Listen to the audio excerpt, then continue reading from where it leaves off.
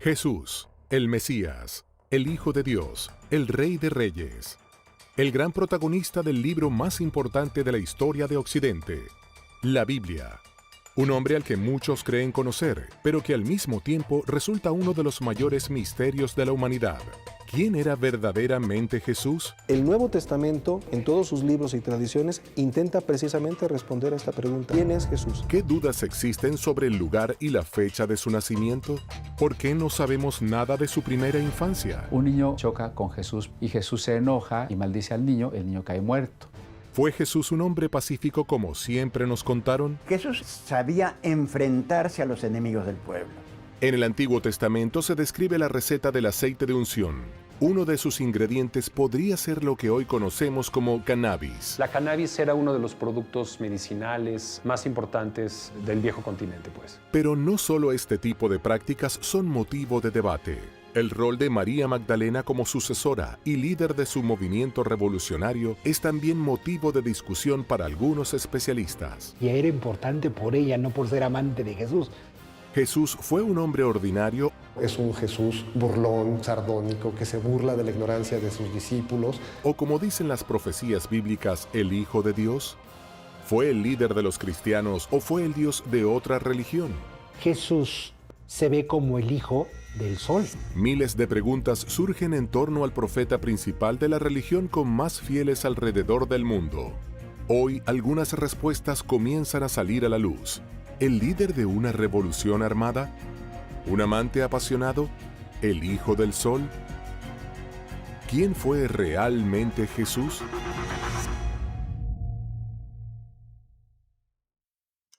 Belén, Palestina. Según la tradición cristiana, sería aquí donde se iniciaría la era que cambiaría para siempre la historia de la humanidad. Los evangelistas no están de acuerdo con el lugar de nacimiento de Jesús. Mateo y Lucas afirman que Jesús nació en Belén, mientras que Marcos y Juan afirman que nació en Nazaret. La Virgen María es mujer de Galilea. La región de Israel está dividida en tres regiones: el sur Judea, el centro Samaria y el norte Galilea. Estos son galileos. Nazaret es una aldea de Galilea. Y entonces, un buen judío pues tiene que ser de Judea, no de Galilea. Estos son como de la periferia. Como descendiente de David, el Mesías debía nacer en la zona davídica, digamos así, en Judá, en Belén. Como de Belén llega a Nazaret, es parte también de los relatos que hay que ir construyendo. Lucas, que es el que hace el trabajo historiográfico más importante, toma como dato de referencia histórica un censo de Augusto César, lo fija en el momento de Herodes el Grande en Jerusalén. Entonces, por el motivo del censo, José va a su lugar de nacimiento para el censo. Algunos historiadores no encuentran un censo de Augusto por esa época, encuentran un censo de Herodes Antipas 10 años más tarde, que es un censo local, no es un censo imperial. Y los censos locales no se hacían en el lugar de nacimiento, sino en el lugar donde vivía. De allí algunos dicen que si el censo no conjuga históricamente, tiene que ver con que Jesús en realidad no pudo haber nacido por cuestiones de cronología histórica en Belén, sino que nació en Nazaret. Los 4 evangelios que componen la Biblia dan cuenta de la opresión que el pueblo de Jesús vivía bajo el yugo del Imperio Romano. Sin embargo, no acuerdan respecto al lugar concreto del nacimiento de Jesús. Estas divisiones comienzan en las Escrituras. Jesús nació en la aldea de Belén, Betlehem en hebreo, derivado de Beit, casa, y Lehem, pan, que es un pueblo pequeño, una aldea, en la que había nacido el rey David. Tenemos la historia en el Evangelio de Mateo y en el Evangelio de Lucas, que cuando María quedó embarazada, ella vivía en Nazaret. Nazaret es otra región, está en la región de Galilea, está al norte del país. Nazaret, Israel. Una pequeña ciudad en la que hoy habitan apenas 70.000 habitantes. está ubicada a 115 kilómetros de Belén. 2 milenios atrás, ese viaje implicaba una semana y en un territorio desértico donde se podía morir por deshidratación o como víctima de ladrones y bandidos. Pero ¿por qué emprenderían un viaje tan peligroso y complicado? Por causa de la orden que dio Augusto César de que para levantar un empadronamiento o censo, los hombres con propiedades tendrían que regresar al lugar en donde tenían sus propiedades. José, que era descendiente del rey David, tuvo que regresar a Belén donde tenía sus propiedades, aunque María ya estaba embarazada. El Mesías tenía que nacer en Belén, de ahí que Herodes después haya mandado matar a los niños menores de 2 años de la aldea de Belén. Cuando Herodes mandó matar a los niños, Jesús fue llevado por sus padres a Egipto, pero cuando Herodes murió y José se enteró, regresó a Palestina para volver a vivir allí, pero no quiso regresar a Belén porque Arquelao, el hijo de Herodes, era el gobernante y teniendo miedo de que siguieran buscando al niño, él prefirió regresar a aquella ciudad donde había vivido ya algunos años, donde había conocido a María, la ciudad de Nazaret. En las páginas de la Biblia no hay coincidencias sobre el lugar del nacimiento de Jesús. No existen hechos históricos que avalen que haya nacido en Belén. En el Evangelio de San Juan, Natanael, uno de los discípulos, se pregunta haciendo referencia a Jesús. Y Natanael le dijo, ¿puede algo bueno salir de Nazaret? ¿Se cumplieron las profecías? Resulta realmente escasa la información histórica sobre los primeros años en vida de Jesús. ¿Qué otros datos misteriosos se hallan alrededor de la figura de Jesús? ¿Cómo estuvo conformada su familia? ¿Pudo Jesús haber tenido hermanos? La Iglesia sostiene que María fue virgen, no solamente que fue virgen antes de concebirlo a Jesús, sino que fue siempre virgen, por lo tanto no puede admitir que Jesús tuvo hermanos, ¿no? Y entonces, como los textos existen, entonces tratan de justificarlo diciendo que cuando la Biblia dice hermanos, puede decir también primos, porque en realidad dicen que el texto hebreo no tiene 2 palabras diferentes para primos y para hermanos. Ahora, el problema es que los textos están en griego, y en griego sí hay diferencia, en efecto, y ahí se lo cita como hermanos, ¿no? ¿Qué no conocemos a sus hermanas? Y nombran María, Susana y a sus hermanos Santiago, Judas. Y mencionan mínimo que tiene 2 hermanas y 2 hermanos y por nombre propio. ¿No es este el hijo del carpintero? ¿No se llama su madre María y sus hermanos Jacobo, José, Simón y Judas? ¿Cómo es posible que no existan registros de la infancia y la adolescencia de Jesús en el Nuevo Testamento? Con el Concilio de Nicea quedó un listado inicial de libros canónicos exigidos, requeridos por Constantino, que reunió a los obispos de las distintas iglesias para que se pusieran de acuerdo de cuáles son los libros inspirados en Dios y los libros que deberían quedar afuera. ¿Qué enigmas contienen estos textos dejados fuera de la Biblia? Los evangelios canónicos también son el resultado de teologías e interpretaciones diferentes de Jesús. Todos en última instancia son intentos diferentes de entender esa fe en Jesús que ya desde un primer momento parece haber generado polémica entre sus seguidores, y por eso los evangelios, sean los canónicos o sean los apócrifos, reflejan interpretaciones diferentes de ese mensaje original histórico de Jesús. Los relatos de los evangelios gnósticos tratan de llenar lagunas de las cosas que no se cuentan en los evangelios del primer siglo.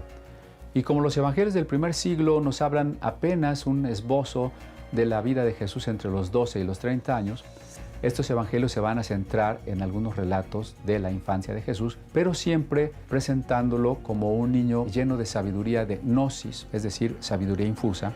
Hay otro texto que no está entre los evangelios gnósticos. Este es un antiguo texto legendario que habla de Jesús como un niño y sugiere que él no sabía cómo utilizar sus poderes, por lo que es casi cómico. Es como un niño travieso que no sabe qué hacer. Jesús es un hombre de paz, pero no debe de entenderse en el sentido pacifista que tal vez hoy entendemos, porque a Jesús también lo encontramos en algunos momentos con un temple fuerte e incluso realizando acciones que nos parecerían violentas. Un niño que va corriendo choca con Jesús por detrás y Jesús se enoja, voltea y maldice al niño, el niño cae muerto. Y entonces, igualmente, hasta que María no ruega porque Jesús resucite a ese niño, el asunto no se resuelve. La imagen de un Jesús maltratando a sus pares sería inadmisible para el cristianismo. ¿Podrían acaso haber ocultado esta versión? ¿Puede ser posible que este haya sido un rasgo del verdadero Jesús? El modo de ser pacífico de Cristo es la enseñanza a llevar las decisiones de la persona al nivel más profundo de la conciencia, a actuar desde lo interior, desde dentro. La enseñanza de Jesús de poner la mejilla cuando te hayan golpeado la otra se ubica en la enseñanza más general de no ejercer violencia contra el que te persigue. No significa dejar al violento seguir en la violencia, sino permitir que la víctima se convierta en violenta ella misma a partir de la violencia padecida.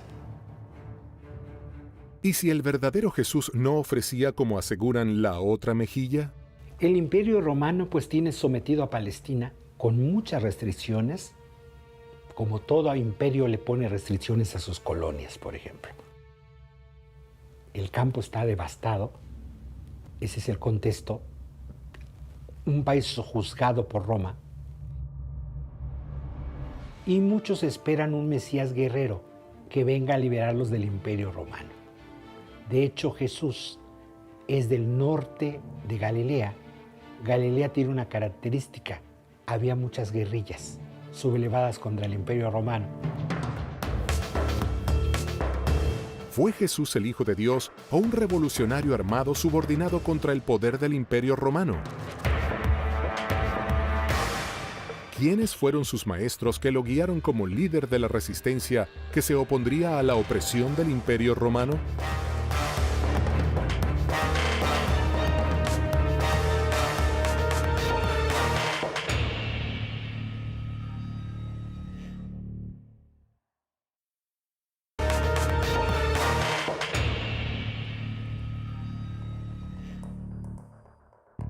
Son pocos los datos que se obtienen sobre la juventud de Jesús, y su lugar de nacimiento aún es tema de debate. Lo que nadie pone en duda es que hacia el año 0 de nuestra era, Roma se había convertido en el imperio más extenso que había conocido la humanidad. En los tiempos de Jesús, los romanos dominaban el territorio palestino con yugo y sangre. ¿Cuál fue realmente la reacción de Jesús frente a la opresión romana? ¿Quiénes fueron sus maestros o mentores? Antes de que Jesús se convirtiera en un líder espiritual, otro hombre movilizaba multitudes. Era conocido por sus bautismos en el río Jordán. Fue uno de los profetas más importantes de su época, y para muchos podía llegar a ser el Mesías. Juan el Bautista fue hijo de un sacerdote judío, que todo sacerdote judío es hijo de la familia de Aarón y de la tribu de Leví. Él comenzó a decir que el reino de Dios se había acercado, y cuando el reino de Dios se estableciera, según los Apocalipsis, todos los malvados serían desarraigados y haría una manifestación de su decisión en una ablución o bautismo en agua. Juan el Bautista era un predicador carismático. Su prédica comenzaba a ser cada vez más incómoda para los líderes romanos. Era un sublevado en aquella época. Juan el Bautista fue uno de los profetas que en ese momento lideran un movimiento en contra de la dominación romana y de la dominación sacerdotal. En ese movimiento es que inicia su militancia Jesús de Nazaret. Jesús de Nazaret se incorpora al movimiento del Bautista, es bautizado por el Bautista. El bautismo era la señal de entrada a ese movimiento. Herodes Antipas ve que el movimiento del Bautista es peligroso y entonces lo hace apresar y después lo hace asesinar. En ese momento, cuando lo hace apresar, Jesús se separa del movimiento, sale de la Perea y vuelve a su tierra, que es Galilea, y ahí comienza a formar su propio movimiento. A partir del bautismo, todas las señales y los eventos apuntan a que ese carpintero de Nazaret es alguien extraordinario, es alguien que tiene el respaldo del Espíritu Santo, que era básicamente la presencia de Dios en el mundo para establecer el reino. Jesús se convertiría en líder de un movimiento cada vez más multitudinario. ¿Qué filosofía o práctica cumplían los esenios en aquellos tiempos? Fueron un grupo de pensamiento muy importante durante la época. Los esenios eran una escuela de pensamiento iniciática, esotérica. Muy probablemente Jesús en estos periodos de su vida, de los que se sabe relativamente poco porque están poco reseñados por los evangelios, en específico me refiero al periodo de su adolescencia y de su niñez, hay muchas alusiones a que Jesús posiblemente pudo haberse educado entre los esenios. Los esenios fueron un grupo, una secta judía que tiene relación con la raíz de pureza. La primera noticia que tenemos de ellos la da Flavio Josefo y nos dice que vivían en el desierto de Judea. Era un grupo que se había distanciado del sacerdocio oficial en Jerusalén por considerarlo cómplice del Imperio Romano y corrupto en cuanto a la manera de vivir la religión. ¿Cuál era el contexto social de la época que pudo haber seducido a Jesús y Juan el Bautista a formar parte de los esenios? Según la Biblia, Jesús se movilizaba con un grupo de discípulos por las tierras de Judea.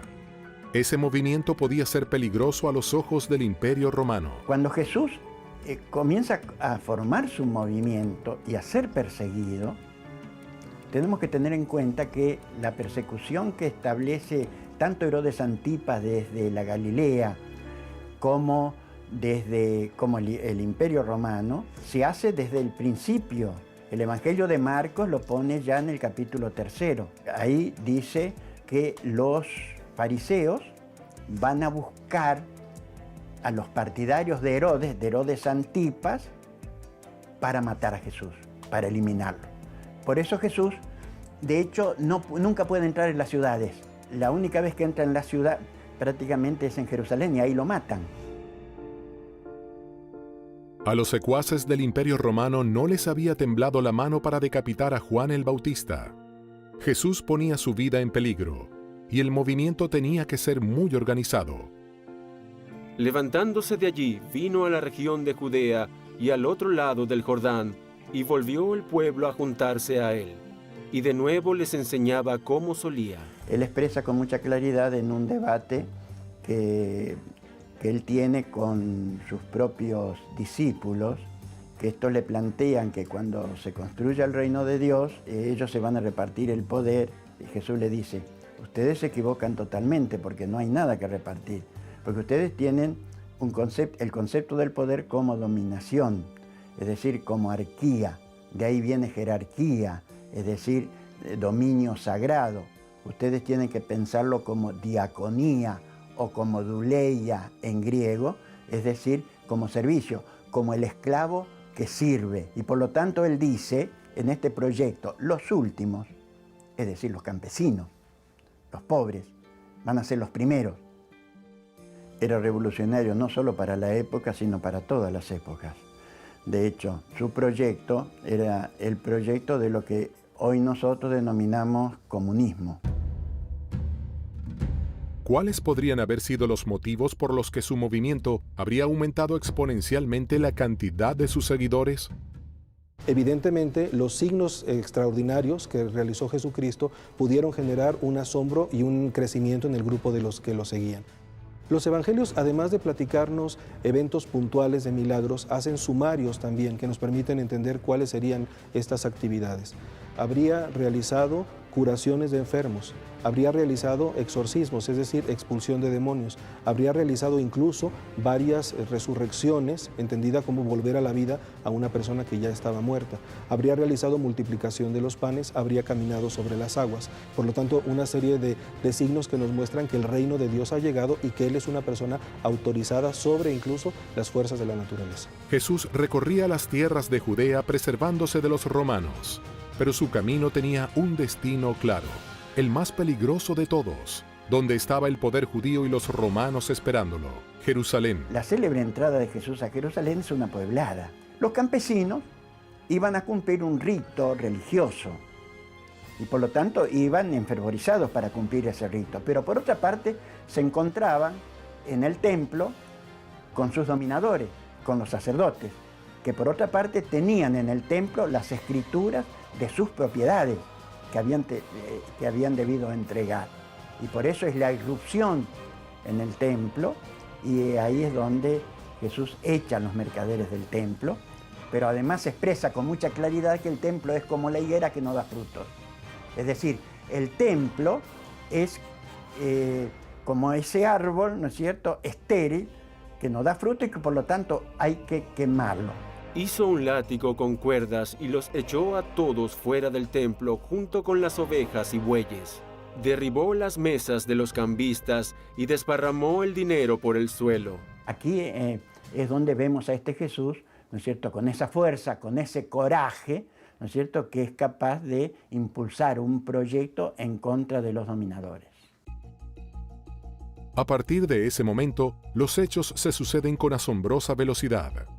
Y los principales sacerdotes y los ancianos y todo el concilio buscaban falso testimonio contra Jesús. Y levantándose el sumo sacerdote, le dijo: ¿No respondes nada? ¿Qué testifican estos contra ti? Jesús es apresado después de una conjura más o menos extensa, después de que Judas, el traidor, Judas Iscariote, habría acordado con las autoridades que lo entregarían. Jesús habría celebrado la última cena, habría cenado con sus discípulos, una celebración en contexto pascual. Se habría ido a un huerto, el huerto de los olivos, del que conservamos el nombre y la ubicación, del huerto de Getsemaní, y habría sido apresado.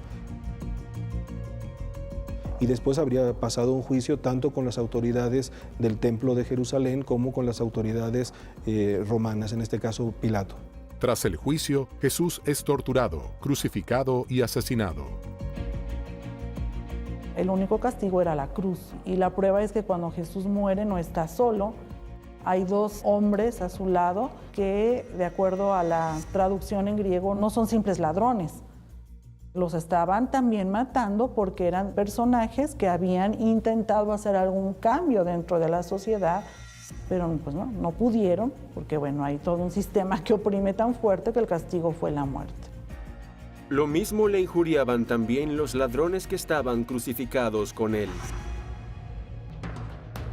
Si bien especialistas y eruditos coinciden en este dato histórico, hay interpretaciones sobre otros aspectos de la vida de Jesús donde las posturas son muy diferentes. Nuevas lecturas de la Biblia indican, por ejemplo, que en aquella época Jesús estaba en contacto con lo mundano. ¿Podría haber utilizado drogas como un camino de conocimiento divino o sanación?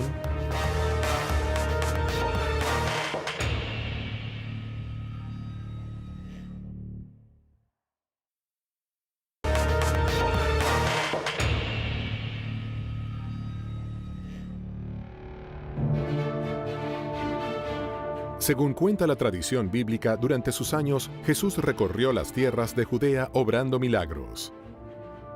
Para algunos teólogos y estudiosos bíblicos, Jesús estaba en contacto con lo profano y terrenal, y en la vida comunitaria, las drogas cumplían un rol central.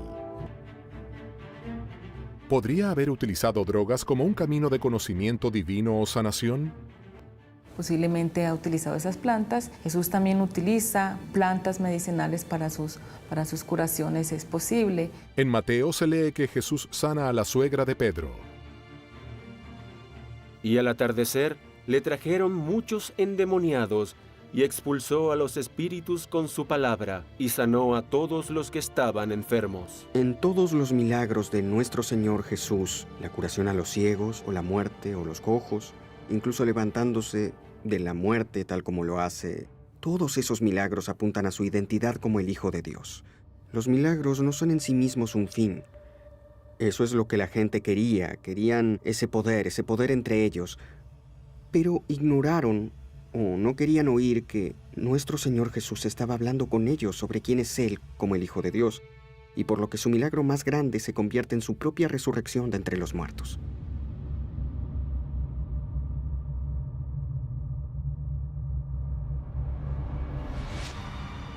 por donde se extendía su mano la salud se esparcía. Jesús el Mesías. ¿Fue capaz de realizar milagros o estamos en presencia de alucinaciones colectivas? Creo que todos los grupos religiosos y místicos que han desarrollado distintas prácticas espirituales a lo largo de la historia han incurrido en prácticas deliberadamente que favorecen la formación de estados de conciencia poco habituales o inusuales, como por ejemplo la danza frenética, a veces al interior de casas de las que se saben se llenaban de humo y en medio de una danza o de un baile muy intenso generaba estados de éxtasis, y otro uso de seguramente estupefacientes naturales que ellos allegaran y que tuvieran alcance. Claro que creo que pudieron haber sido utilizados como lo son hoy en día. En el Evangelio de Marcos se hace referencia al carácter curativo del aceite de unción con el que los 12 apóstoles bañaban a los enfermos. Y echaban fuera muchos demonios y ungían con aceite a muchos enfermos y sanaban. ¿Cuáles eran los elementos que convertían este aceite en un líquido altamente curativo? Tenemos los ingredientes definidos con bastante exactitud, están descritos en la Biblia, y tenemos incluso las cantidades que tienen que ser agregadas al aceite para poder realizar este compuesto, este aceite de unción. Tiene algunos componentes como la mirra, como la canela, como el cané bosem, que probablemente sea uno de los indicios que tenemos del uso de la cannabis desde tiempos bíblicos. En el Antiguo Testamento, en Éxodo 30, 22, 25, Jehová habla con Moisés y le indica la receta correcta del aceite de unción. Toma tú aromas escogidos, de mirra excelente 500 siclos, y de canela aromática la mitad, esto es, 250, y de caña aromático 250, y de casia 500, al peso del santuario, y de aceite de olivas 1 hin. Nada parece extraño en este texto. 3,5 litros de aceite de oliva mezclados con diferentes plantas aromáticas. Pero descubrieron algo inquietante. Este aceite se utilizaba única y exclusivamente para ungir reyes, profetas o personajes importantes. No era un aceite que tuviera un uso para otro tipo de circunstancias, sino exclusivamente para ello. El cannabis en hebreo se llama cané bosem, que significa la caña del perfume. Y si damos un poco de rienda suelta a nuestra imaginación, si bien esto no es aceptado por todos los académicos que se dedican a lingüística, aparentemente cané bosem puede derivar a cané bos y de ahí cannabis y terminar por ser cannabis sativa, que es el nombre de Linnaeus que le damos a la planta el día de hoy. Jesús, habiendo sido judío y habiendo caminado por todas estas tierras de Judea, de Samaria y hacia el oriente, lo más seguro es que haya entrado en contacto con las tribus que poblaban estas regiones y probablemente hasta la India, en donde se supone que en algún momento también pasó parte de su vida Jesús, haya estado en contacto con algunas de estas sustancias. La cannabis era uno de los productos medicinales, adivinatorios, místicos más importantes del viejo continente, pues. Por otro lado, la experiencia con drogas siempre va a ser subjetiva, es decir, solo la persona que está experimentando la alucinación puede sentir esa presencia, pero no hay un milagro hacia afuera, es decir, el que está afuera no sabe qué está pasando. Los evangelios aceptados por la Iglesia Católica nos permiten indagar en el uso de plantas psicotrópicas para la curación. ¿Pero qué revelan los textos? ¿Eran las drogas una herramienta del primer cristianismo para acercarse al conocimiento? ¿El consumo de psicotrópicos era una práctica común? Alto Egipto, 1769. La traducción del segundo libro de Jehú devela ciertos rituales chamánicos presentes en los años fundacionales del cristianismo. El Señor dispuso un lugar para las ofrendas, colocando una jarra de vino a la derecha y otra a la izquierda, y derramó ciertas bayas y especias alrededor de los recipientes. Él, entonces, puso cierta planta en sus bocas, y también otra planta en sus manos, y las extiende en orden alrededor del sacrificio de iniciación. Durante estos 2000 años largos de la Iglesia, siempre el vino que se ha utilizado es vino de uva, sin ninguna otra mezcla, ni de hierbas aromáticas, ni de alcohol. Vino puro de uva. Los textos gnósticos permiten comprender el uso de las drogas desde un aspecto revelador. la imagen de un Jesús utilizando sustancias se aleja cada vez más del Mesías del Cristo católico. Pero esta no es la única imagen distorsionada que muchos especialistas le inducen a la figura de Jesús. Algunos aseguran que existía un vínculo entre Jesús y María Magdalena desde el enfoque político. Esta afirmación podría cambiar para siempre la construcción que se hizo históricamente de la relación entre ambos. ¿Fue María Magdalena su brazo derecho en la cruzada revolucionaria que llevaba el Mesías contra el Imperio Romano?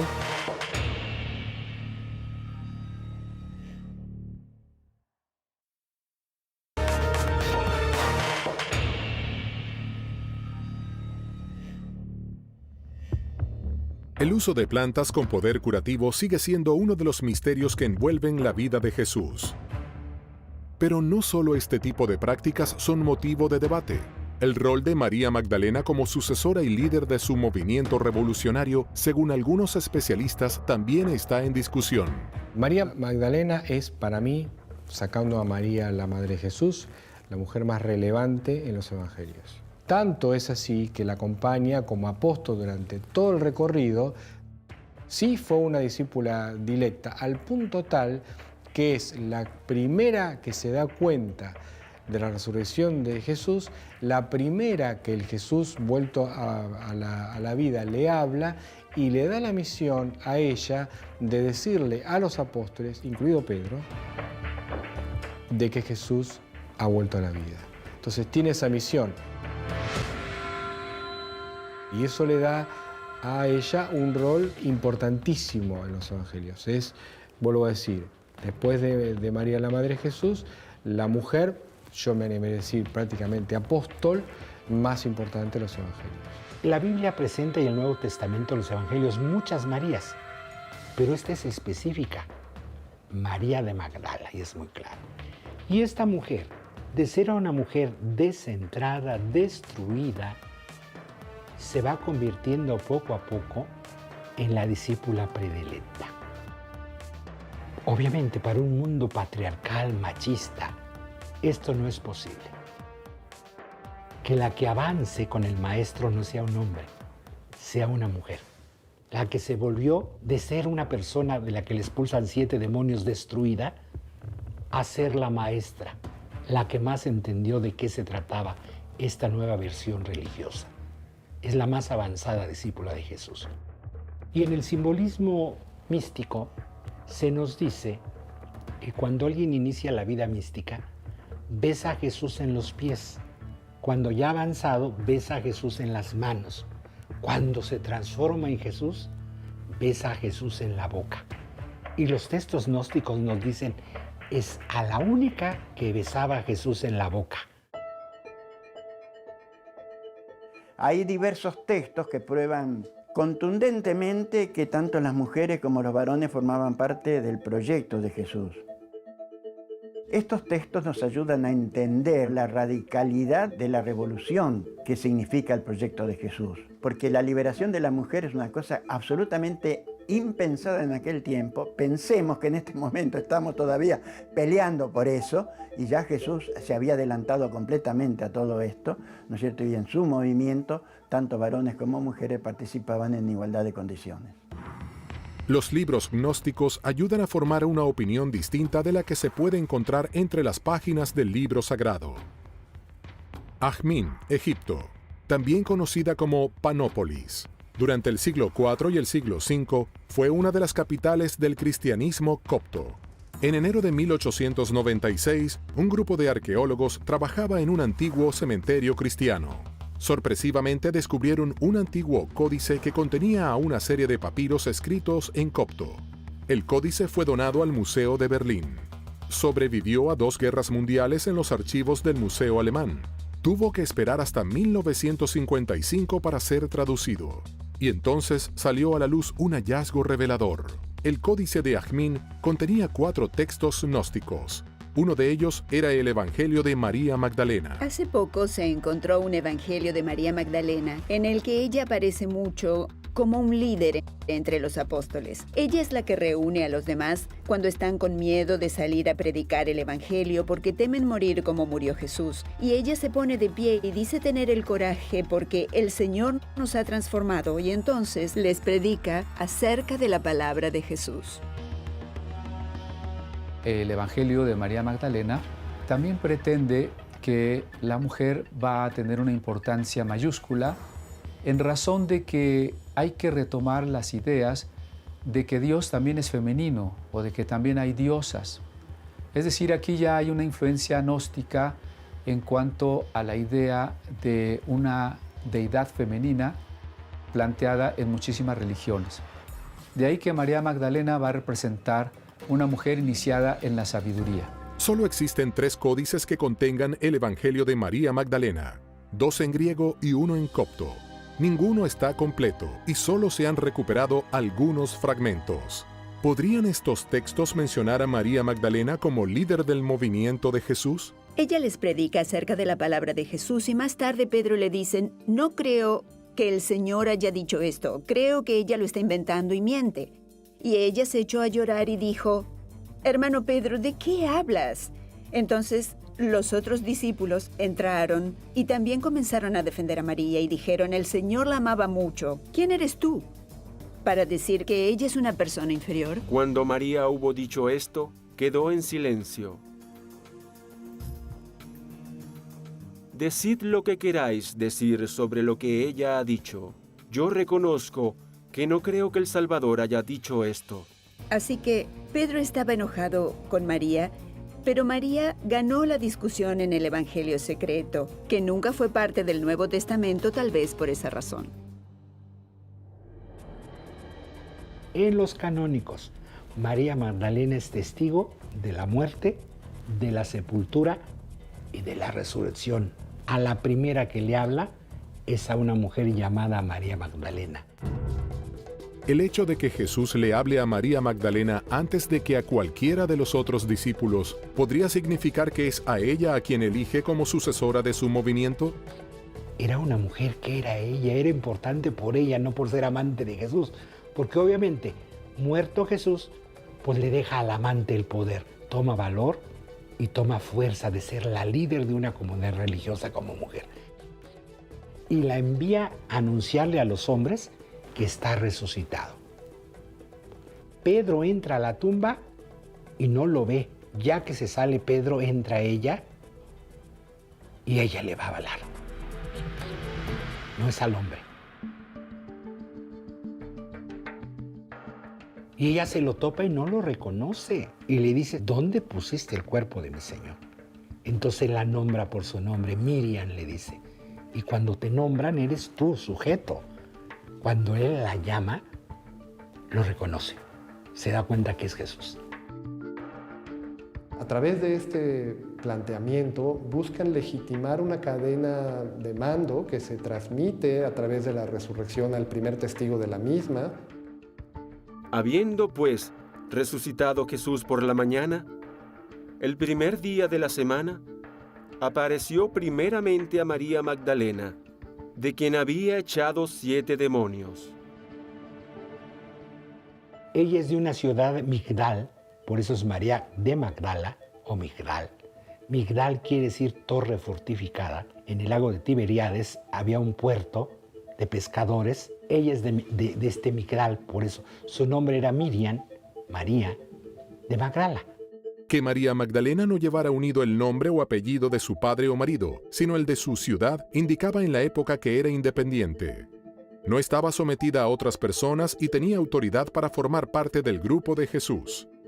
Una mujer tan nombrada como la Magdalena siempre se la cita como la mujer de Magdala, es decir, la Magdalena.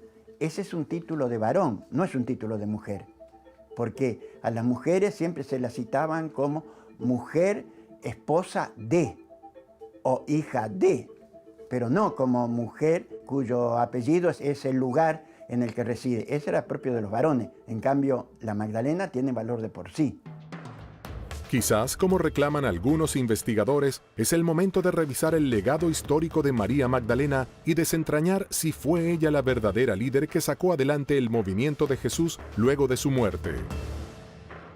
Otro misterio recorre el proyecto del reino de Dios. ¿Habría ocultado la Iglesia Católica un secreto que podría poner en duda 2000 años de cristiandad? ¿Qué asombrosa relación existe entre el Hijo de Dios y el Hijo del Sol? ¿Pudieron acaso haber sido la misma persona?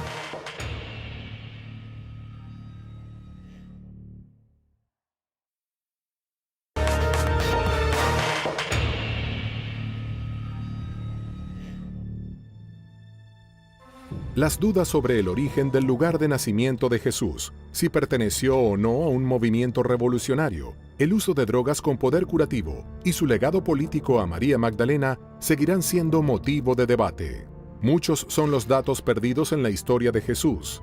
Ir tras las pistas ocultas en la Biblia es una forma de develar su verdadero rostro. ¿Puede ser Jesús la representación de otras creencias? ¿Cuándo nació? ¿Podría no haber sido el Hijo de Jehová sino el Hijo del Sol? El año de nacimiento de Jesús está sujeto a controversia, mucho más el día preciso de su llegada al mundo. Los festejos navideños podrían sostenerse sobre un dato incorrecto. ¿Qué vínculo existe entre la fecha de nacimiento de Jesús y la divinidad Sol Invictus? Jesús se ve como el Hijo del Sol, porque es la fiesta 25 de diciembre del Sol. Es solsticio de invierno, nace el nuevo Sol fuerte, y eso celebraba el 25 de diciembre, la fiesta del nuevo Sol. Por eso se monta en esta fiesta pagana la fiesta cristiana de la Natividad del Señor. No tenemos históricamente el día en que nació Jesús, ni el mes. Es simbólico, por el sol. Como se ha hecho en muchas latitudes y en diversas épocas, algunos grupos cristianos han intentado poner fechas o construir templos sobre fechas o lugares de las creencias antiguas. Así que en realidad el 25 de diciembre lo que tenemos es el solsticio de invierno, en que todos los pueblos antiguos pensaban que el sol moría e iba a renacer. La religiosidad primitiva veneró al sol como el dios principal. Su figura se puede encontrar representada en los principales credos: Kinish Ahau en la cosmogonía maya, Inti en la religiosidad inca, Helios en el Olimpo griego, Ra en la cultura egipcia. Por eso tenían cultos tan importantes para ayudar al sol a volver a cobrar fuerza y no ser devorado por las tinieblas. Y en ese contexto, pues poco a poco, tanto en esos lugares de Roma como en el norte de Europa, se fue asimilando el nacimiento de Cristo a las fiestas solares, y muchos de los elementos navideños, como las esferas, la adoración del pino, eran en realidad pertenecientes a las religiones que adoraban al sol. Jesús parece ser la representación de las divinidades paganas. Recorre el mismo camino que el dios Sol. ¿Realmente existió o es una creación arquetípica? La Biblia presenta una versión de Jesús, pero indagando en los secretos de la misma, se pueden encontrar muchas preguntas sin respuestas contundentes. ¿Fue el más grande de los profetas? ¿Fue un revolucionario? ¿Quién es este impactante hombre que a 2000 años de su muerte continúa movilizando multitudes? Jesús, otro de los grandes misterios de la Biblia prohibida.